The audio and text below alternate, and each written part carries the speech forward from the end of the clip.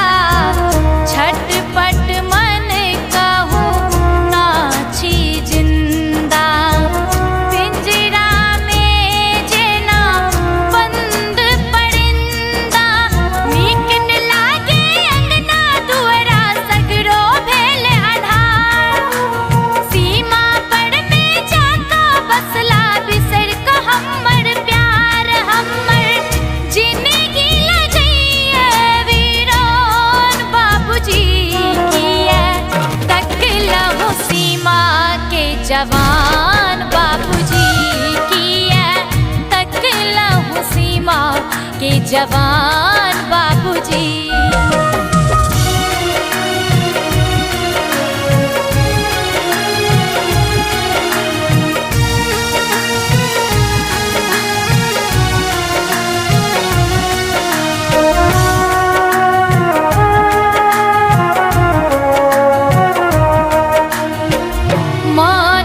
सपना सपने रहलै एको मनोरथ हमर न पुरलै।